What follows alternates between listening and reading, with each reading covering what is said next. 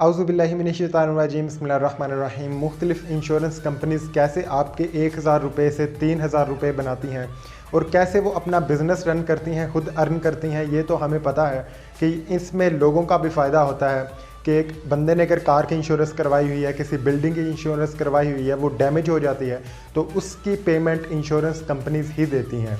तो ये कोई फ्लाई काम नहीं है, बल्कि ये एक बिज़नेस मॉडल है। तो आज हम यही देखेंगे कि वो खुद अपने लिए अर्न कैसे करती हैं। तो ये चीज़ समझने से पहले सबसे पहले हमें इनके ज़रा मॉडल को समझना पड़ेगा कि पैसा इनके पास कहाँ से आता है, कितने तरीक़ों से आता है और इनके ख़र्चे कौन कौन से हैं, इन्वेस्टमेंट इनकी क्या क्या होती है, एक्सपेंसेस इनके कौन से होते हैं।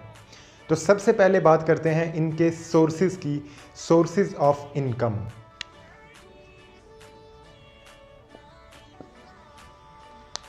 किसी भी इंश्योरेंस कंपनी का जो सबसे बड़ा सोर्स होता है इनकम का, वो होते हैं लोग, वो वाले लोग जिन्होंने अपनी चीज़ की इंश्योरेंस करवाई होती है, क्योंकि वो पैसे देते हैं उस कंपनी को, मंथली दे दें या सालाना दे दें, जो भी उनका क्राइटेरिया है। इंश्योरेंस कंपनीज़ वाले यही डिमांड करते हैं कि आप हमें मंथली इतने पैसे दे दिया करें, तो आपकी चीज़ को अगर कोई नुकसान हुआ तो हम वो उसको फुलफ़िल करेंगे। तो उनके सोर्सेज ऑफ इनकम में सबसे पहले लोग ही आ जाते हैं।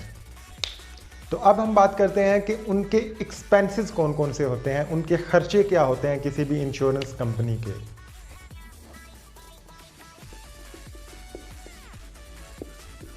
किसी भी इंश्योरेंस कंपनी का जो पैसा जाता है वो भी लोगों में ही जाता है। अब जैसे एक बंदे ने अगर कार की इंश्योरेंस करवाई हुई है और वो कार डैमेज हो जाती है, बिल्डिंग डैमेज हो जाती है, तो कंपनी वाले ज़ाहिरी बात है उसे तो पैसा देंगे।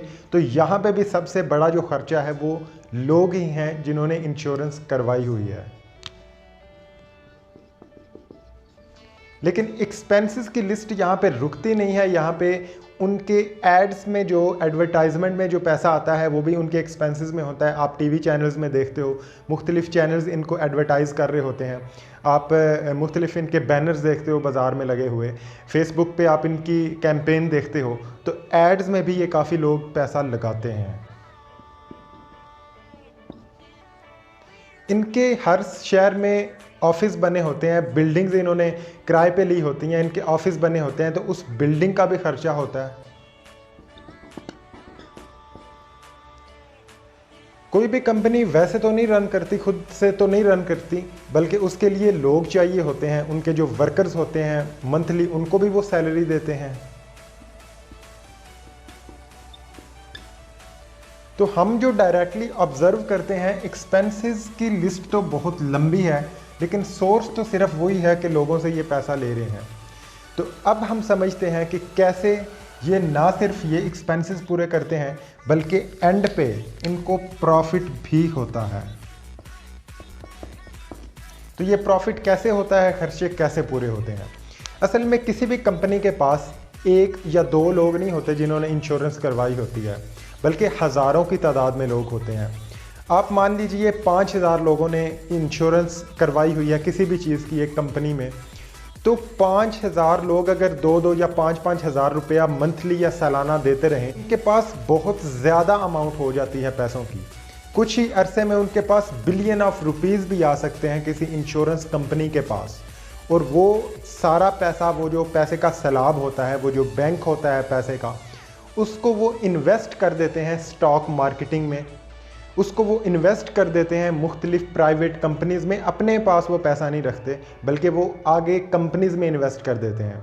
आपने सुना होगा कि मुख्तलिफ कंपनीज़ होती हैं, वो कहती हैं आप हमें 1 लाख रुपया दो, हम 6 महीने बाद या 3 महीने बाद आपको 1.5 लाख रुपया वापस कर देंगे।